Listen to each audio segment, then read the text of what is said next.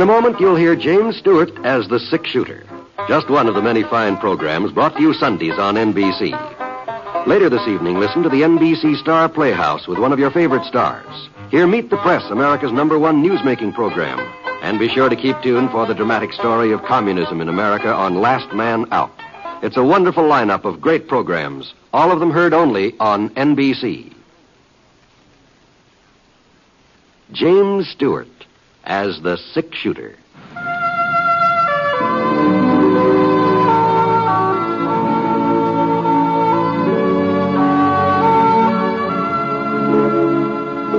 The man in the saddle is angular and long-legged.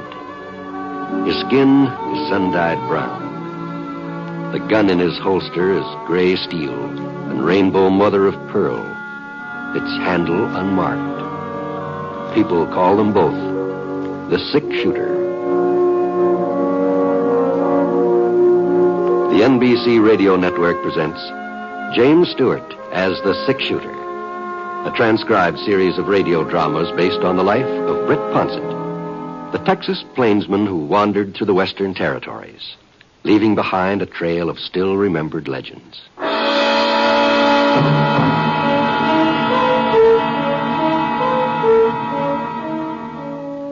The fire had almost gone out, and the evening chill crept through the chinks in the rough-hewn logs of the cabin walls.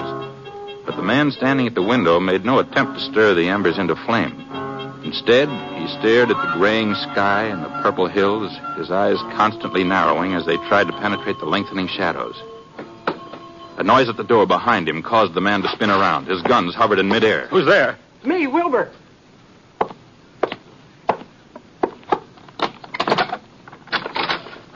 They're coming, Floyd. I've seen them from the top of the ridge. How many? 15, maybe more. It's pretty dark, but 15 anyway. That ought to be enough. Yeah. Why'd you come back, Wilbur? How come you didn't run off like the others? Well, I couldn't leave you here alone, Floyd. We've been together too long. I ain't giving up. No matter how many there are, I ain't giving up. Sure. That's what I figured. You figured I'd fight it out and you come back anyhow? Oh, back, ain't it? Yeah. Here. Load 'em for me. Huh? My guns, load 'em. What, Floyd? You got bullets, ain't you? Oh, sure, yeah. Well, it's just that I ain't never seen you take 'em off before. I never thought I'd see the day when Floyd Winters would take off his guns, hand 'em to another man. What makes you so trusting all of a sudden? I've found out who I can trust. Found it out tonight. You didn't run off with the rest. If Russ was here, nobody would have run off. Maybe. But Russ ain't here. Go on, Wilbur. Load 'em for me. Floyd Winters handed the gun belt to his friend, turned, and glanced out of the window. Wilbur English lifted one of the revolvers from its holster and checked the cylinder. There were 2 bullets inside. He raised the gun and pointed it at the other man's back. He calmly squeezed the trigger twice. The man at the window fell forward, shattering the glass.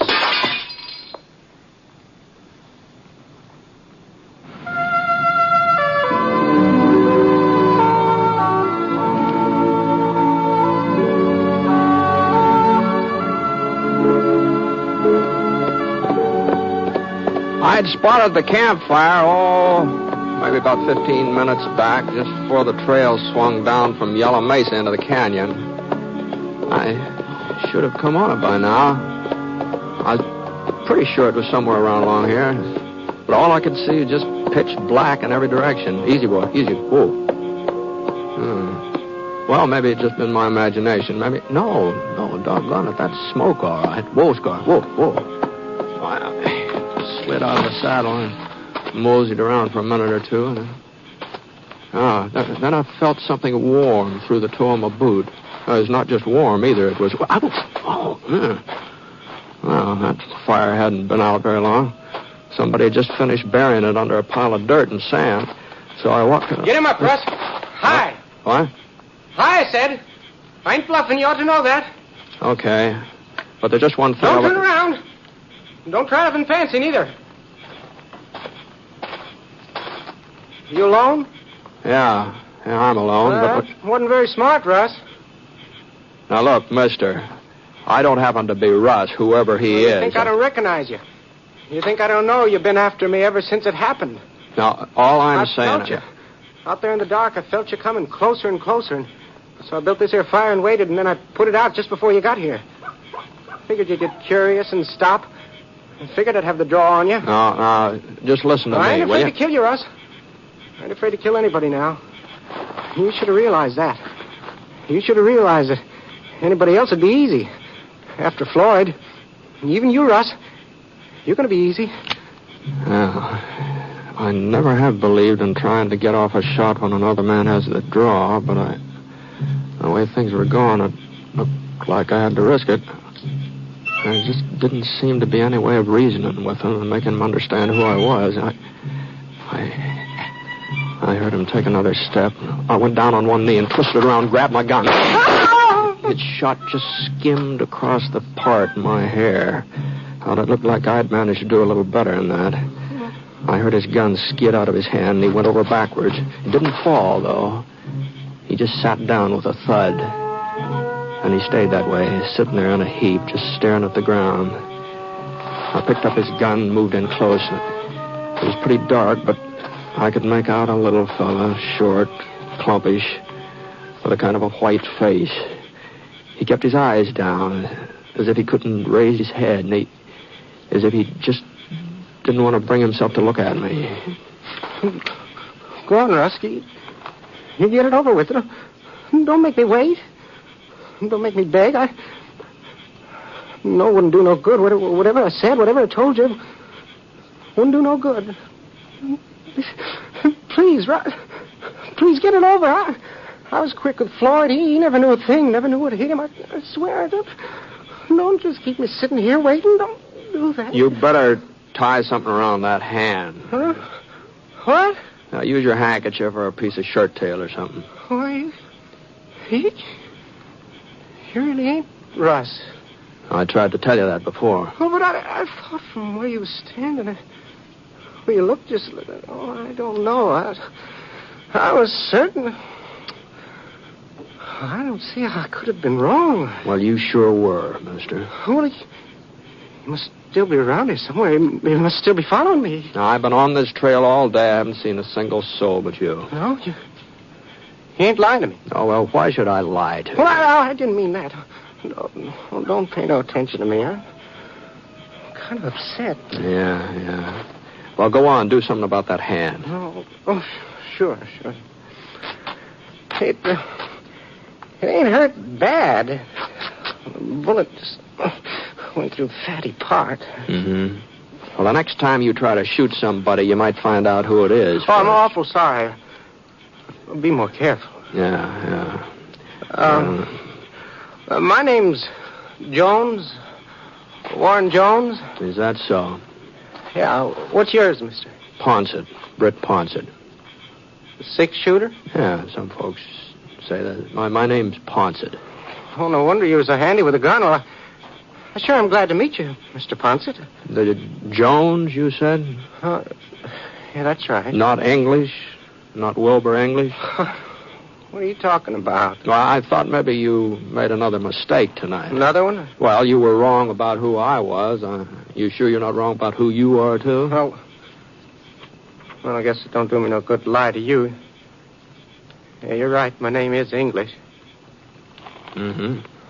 We ain't met up before. No, but I've heard about you. Oh? Yeah. And about how you killed Floyd Winters a couple of weeks ago. I heard about that. Oh. Well, news sure does travel, don't it? Some news does, yeah. I reckon it does. You didn't know I was in these here parts, did you? You hadn't heard I was heading this way. What? Well, you seemed so certain about who I was, I thought maybe you were expecting to run into me. No, you weren't very hard to figure out, English. The way you thought I was somebody else and named Russ, and the way you kept harping about Floyd. Oh, well, now, here, listen, Mr. Ponsett, you won't tell anybody that we met up. You won't tell them where I am. Know that? You know he's looking for me, don't you? You know he swore he'll kill me. You mean Russ Winters? Well, sure, that's what I mean. And nobody's even trying to stop him. I thought folks would all be on my side now. I thought they'd be grateful for what I'd done. Been trying to catch Floyd for years. I saved them the trouble. That's true. That's true enough. Well, they act like killing him was wrong. They act like he was some kind of a hero. Well, Floyd Winters wasn't any kind of a hero. I'll sure go along with that. Well, then why is everybody against me? Why don't they capture us? I expect they will before long. When, after he's murdered me? Don't they realize that he's just as bad as Floyd ever was? They were two of a kind. Well, you ought to know, English. You were part of their gang, weren't you? I never denied that. Yeah, but I wasn't mean like Floyd and Ross. I guess I did my share of harm. I rode with them on plenty of holdups, but I never killed nobody. All the time I was with the Winters brothers, I never killed nobody. Except Floyd. You killed him. Well, that was different. He was an outlaw, wasn't he? Had it coming to him. Besides, if I hadn't shot him, there'd have been more killing. Well, to see that posse that was coming, some of them, I was saving their lives. And earning yourself a reward and a pardon at the same time, I wasn't thinking of that. I wasn't thinking of myself. You weren't, huh? No, sir. Oh, what good did it do me anyhow? Russ is hunting me down, and folks say that he's right. They say that I'm a coward, that I shouldn't have shot Floyd in the back. Oh, it's easy enough to talk brave. They didn't know him, but I did. I had to shoot him in the back. There wasn't any other way. Mm-hmm. It's kind of a convenient killing, too, wasn't it? With the posse outside ready to take you both. You're just like all the others, aren't you, Ponset? You make a big thing out of law and order, but it's got to be done just so. It don't matter how many men Floyd Winters murdered in cold blood. Oh, just because he was shot in the back, you feel sorry for him. You hold it against me. Now, look here. I don't feel sorry for Winters or anything that happened to him. Well, then you're the only one who... And I'm not going to spend half the night arguing about it either. Now, here's your gun. Now, why don't you just be a little more careful with it from now on, huh? So long. You're just going to leave me here, huh? What are you talking about? You said your hand wasn't hurt bad. You got a horse, haven't you? Oh, sure. I got a horse. He's over there in those trees, but... But what? Well, I told you that Russ is after me. If he catches me alone, he'll kill me for sure. Well, you don't even know he's in the neighborhood. Well, you don't know that he is, and why can't I ride along with you, Ponset? You're heading towards Single Pine, ain't you? Yeah. Well, Russ wouldn't try nothing if you were with me. No. But maybe you want him to kill me. Maybe you think that it's what I deserve. Now, hold on. Hold on now. Even if folks don't exactly approve of what you did to Floyd, the way you did it, I mean, well, nobody feels that Russ has got any right to revenge. And it's okay for me to ride along with you? Just as far as Single Pine. What do you figure to do there? Well, I got to meet up with Sheriff Preston. He's leaving for Cheyenne tomorrow, delivering a prisoner. Promised to take me along with him. Oh. That's where my pardon's waiting in Cheyenne. And the reward money. I see. I'm entitled to it, ain't I? Yeah. Yeah, I guess you've earned it, all right. Sheriff Preston gave me his word. He said he'll see to it that I get to Cheyenne okay. Mm-hmm. Well, Mike Preston's a good man. Haven't got anything to worry about that. Oh, yeah, but I got to make it to Single Pine first, Ponce. I got to make it that far on my own. Mm-hmm. Well, what'd he say? All right, English. Get your horse.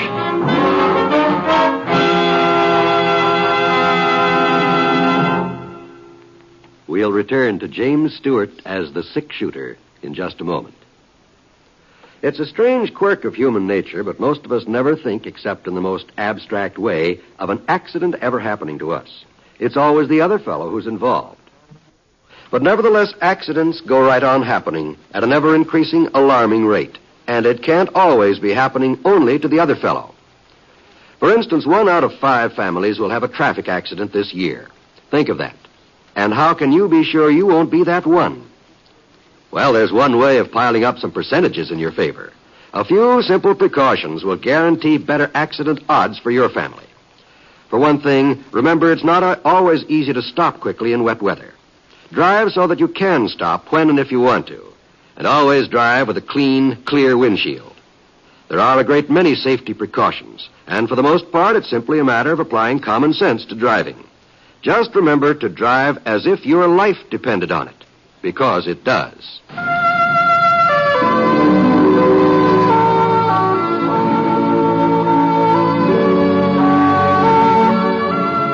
Now, Act 2 of The Six-Shooter, starring James Stewart as Britt Ponsett.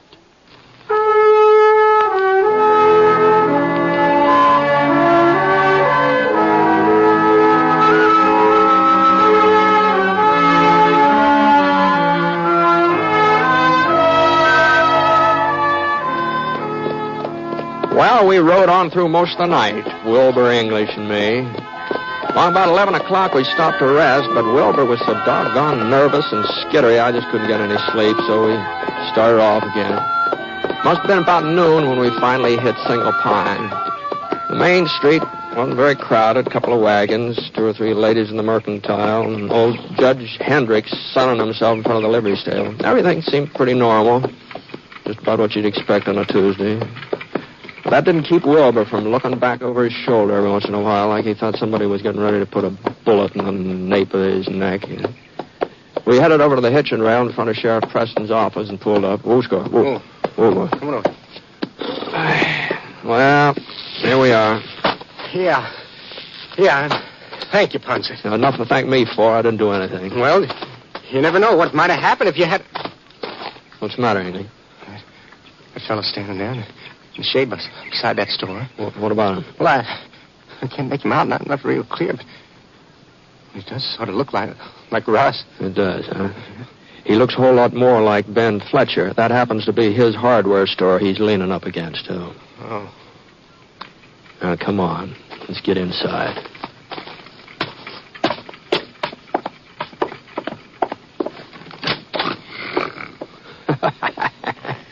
Look at it.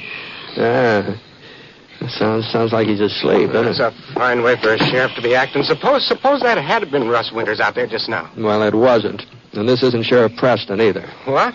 No, it's Phil Waterman. Hey, Phil. Hey, come on. Come on, wake up, Phil. What are you doing around here? Well, a man has to come in town every once in a while. Looks like you're taking it pretty easy, Phil. The baby's got the colic. Didn't get a wink of sleep all night long. Is that so? Why, I hope it's nothing serious. No. Doc says he'll be all right in a couple of days. Oh, fine. Glad to hear. Is Mike around? Yeah, you just missed him, Britt. Oh? Yeah, he left about an hour ago. I'm holding down the fort till he comes back. You mean the sheriff's already gone to Cheyenne? You heard me? He's gone? No, he had to take some men over toward Red Rock. He's putting off his trip to Cheyenne for a day or so. He's putting it off, is he? Yeah, that's what he said. Well, what am I supposed to do? Just sit around and wait for him? The sheriff off gallivanting somewhere? Who's going to protect me? Just what is it you need protecting from, mister? This is Wilbur English, Phil. Oh. Well, the sheriff promised that he'd see that I got to Cheyenne. He promised he'd take me with him. Well, he can't take you till he goes himself. But he left word he was expecting you. Said I was to tell you to sit tight and not leave town. I might have known that he'd pull a stunt like this. Oh, wait a minute. What are you talking about? You're a fancy sheriff. That's what I'm talking about. I told you they all want Russ to kill me. They all think I got it coming. Well, why do you think that Sheriff Preston picked today to leave town so that he'll be out of the way if Russ shows up, so he won't have to do nothing towards stopping him? That's what. Now, you listen here. If Mike Preston said he'll take you to Cheyenne, he'll take you there. He ain't never gone back on his word yet. Not even with a murdering outlaw. Oh. I forgot you ain't an outlaw anymore. You're just a public-spirited citizen. All right, Mr. Public-spirited citizen. You get yourself over to that hotel across the street and you stay there. When Mike comes back, I'll tell him where you are. Well, what are you waiting for?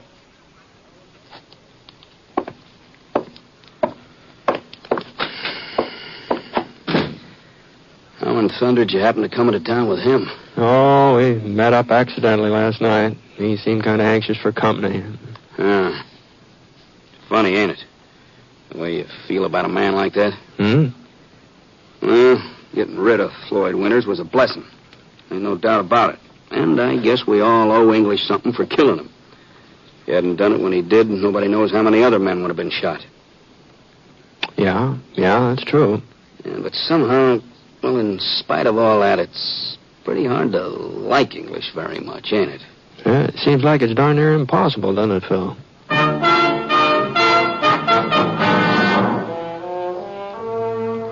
Well, I had something to eat over at Molly Davis's cafe, and then I did my errands. Got myself a new pair of boots and a haircut. But I almost fell asleep sitting in that barber's chair. I guess that was to be expected, seeing as how I didn't get much rest the night before. And the idea of taking a little siesta sort of crossed my mind. Not that I usually nap in the daylight, you understand, but I went over to the hotel and rented myself a room. And, I was planning to stay in town overnight anyhow, so I figured I might as well get my money's worth out of the bed I was paying for. After all, it's cost me 50 cents.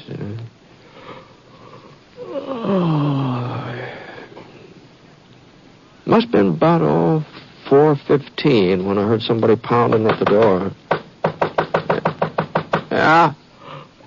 Yeah, who is it? It's me, Wilbur. Oh, all right. Come on in. He's here.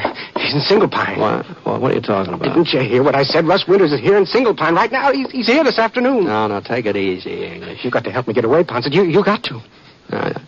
You imagine you saw him a couple of times before. Do you remember that? Well, maybe I did, but this ain't my imagination. Go on, read it. What's this? You don't have much longer to wait, Russ. Well? Well, where'd it come from, English? He shoved it under the door to my room. Did you see him? I didn't have to see him. Well, I'd say if Russ Winters was in town and knew where you were staying, he wouldn't waste any time sending you notes. It's just what he'd do, Ponset. He liked to torture me. He'd like nothing better. Maybe so. Sheriff back in? I don't know, and I'm not waiting around to find out. Oh? There's a train for Cheyenne at 4:30. I'm taking it. I thought Sheriff Preston said you were to sit tight. Oh, sure. Sit tight and be murdered. You seen that message? Seen it with your own eyes? You don't expect me to stick around here after that, do you? Yeah, if I was in your place... But you're not in my place, Ponset. That's so. I'm not. But you got to do something for me. Oh? Just see me to the station and make sure I get aboard that train, all right? It ain't much to ask, is it? Well, it depends on whether Russ Winter's really in town or not. But I tell you, he won't shoot if somebody's watching. He won't take a chance until he's sure killed me. I still think you're making a mistake. I think you ought to stick around until the sheriff comes back. Oh, I don't care what you think. Okay, English, go ahead. I'll keep an eye on you. Well, come on. What for? The depot's right across the street. I've got a front window here. I won't have any trouble watching you from here. Go on.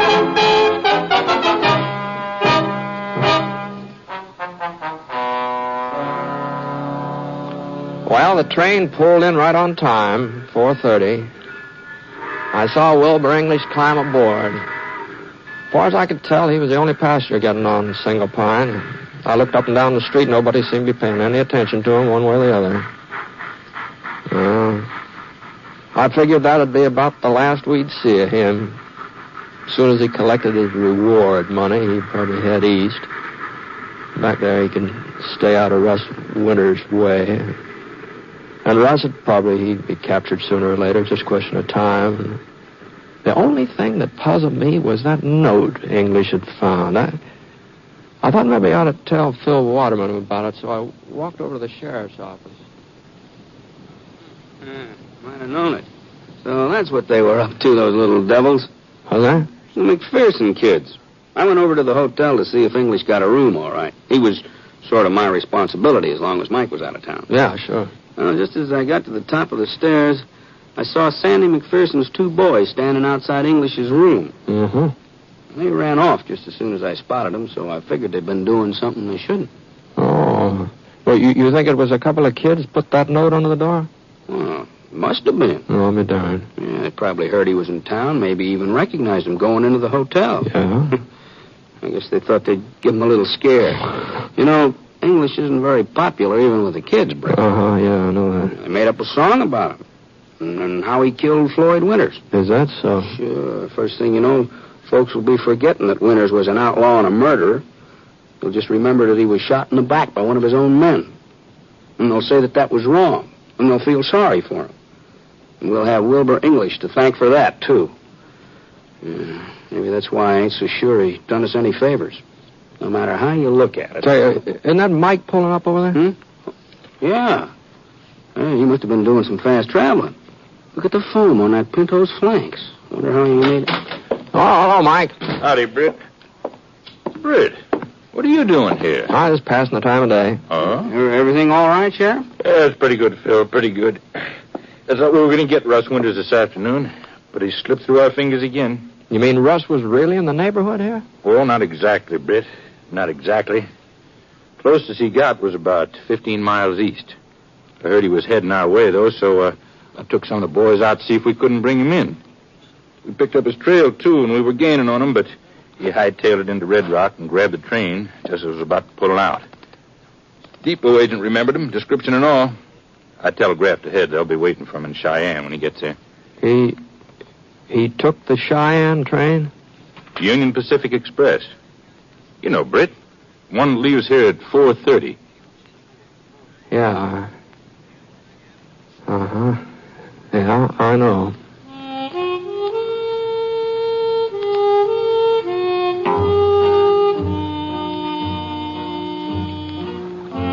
Well, they arrested Russ Winters in Cheyenne, all right. Didn't even try to get away. But Wilbur English, Wilbur never got there. The passenger said it happened just after Russ got aboard at Red Rock. Wilbur took one look at him and started running through the cars, and when he got to the back platform, well, he just didn't stop. And he fell 75, 80 feet right straight down the side of a ravine. He didn't have a chance.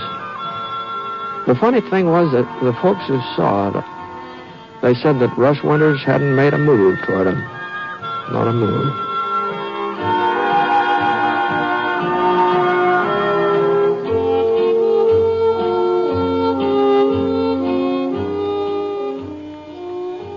If a neighbor in distress came to your door, would you help him?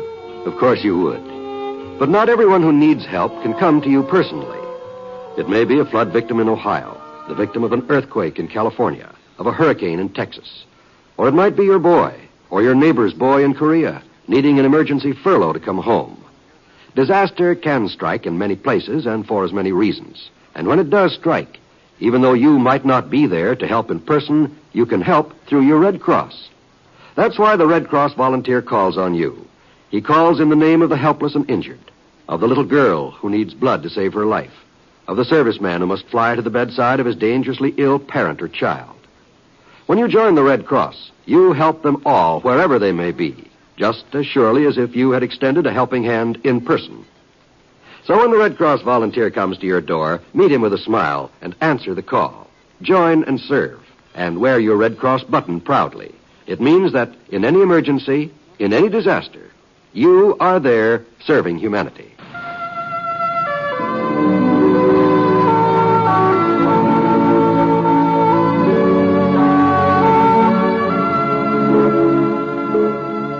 The Six Shooter is a transcribed NBC Radio Network production in association with Review Productions. It is based on a character created by Frank Burt and is written by him. Mr. Stewart may currently be seen in the Universal International picture, The Glenn Miller Story.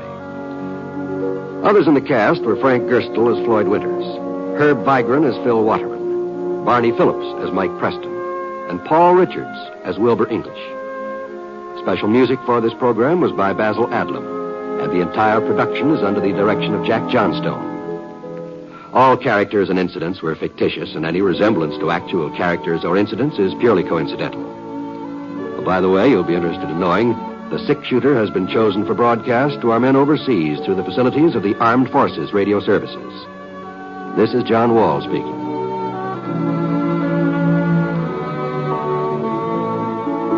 Listen to Jan Murray in Sunday at Home on the NBC Radio Network.